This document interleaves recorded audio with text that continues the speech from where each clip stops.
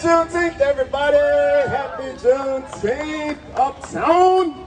Yes, yes. In the house. Hey, everybody, I'm Mike Simmons. I serve as your state senator, representing Uptown, Edgewater, Rogers Park, Lincoln Square, Wrigleyville, Andersonville, Ravenswood, Budlong Woods, Arcadia Terrace, and North Center. And I'm the first African-American person to serve as state senator for our district. So let's give a shout out to the black community that has lived in Uptown for decades and decades and decades and decades, and decades more to come. Let me tell you a little bit about what Juneteenth means to me. You know, I am, first of all, a bicultural black person. My mother was black American. She actually went to Truman College back in the late 90s, and my little sister was able to get child care here while she went to school. She opened her own salon in Rogers Park. She's 31 years old. Unfortunately, my mother passed away unexpectedly 4 years ago at the age of 55, but her spirit lives on, her legacy lives on in the work that we do to preserve affordable housing for low-income residents on the far north side of Chicago, to support our small businesses on the far north side of Chicago, and last but not least, to empower our babies and our youth in this part of Chicago. That is the work that we must do, and I am here for it. Juneteenth to me is a bicultural black child of this country, means celebrating liberation. It means understanding that no one handed African Americans their freedom. No one freed my ancestors. That's what they teach us in the history books, that somebody just came and gave us freedom out of chattel slavery. I'll tell you right now, I'm reading a book by, how many of you heard of Harriet Jacobs? Harriet Jacobs.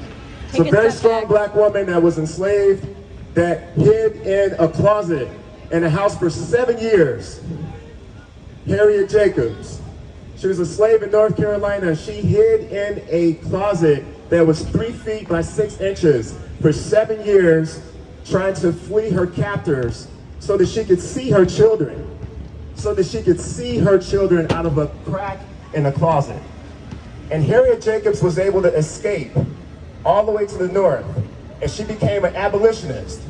Her brother, John Jacobs, wrote an essay that has just been rediscovered. It had been hidden for over 150 years.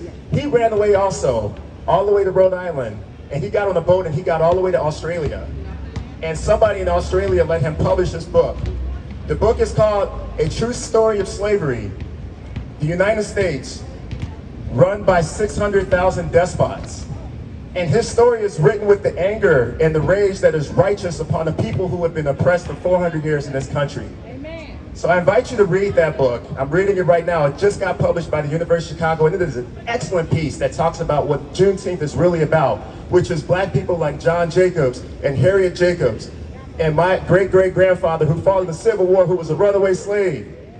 Right on.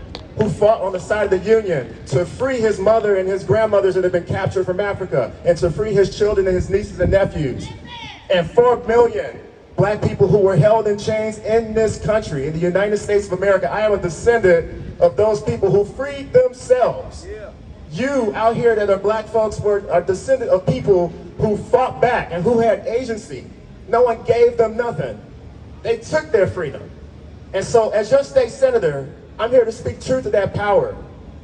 I'm here to celebrate Juneteenth in that vein. I want the babies out here to understand that black Americans come from strong people. Black Americans have led this country from day one.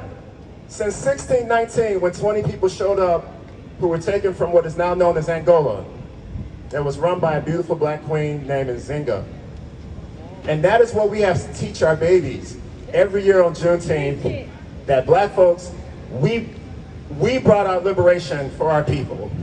Abraham Lincoln signed the Emancipation Proclamation, but that was because black people working with our white allies, people like William Lloyd Garrison and others who were on the right side of history, just like so many of our white folks in Uptown have been on the right side of history, fighting with organizations like One North Side and organizations like Northside Action for Justice and Sarah Circle, making sure that our women and our mothers have housing and have jobs.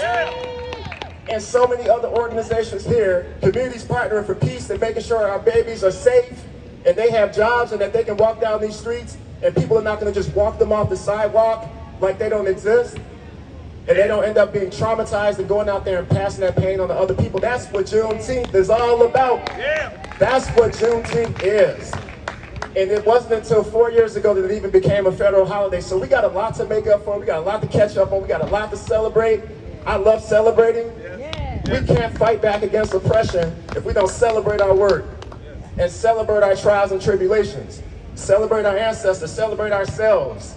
I always like to say that our ancestors are gone. We're all that's left of the ancestors.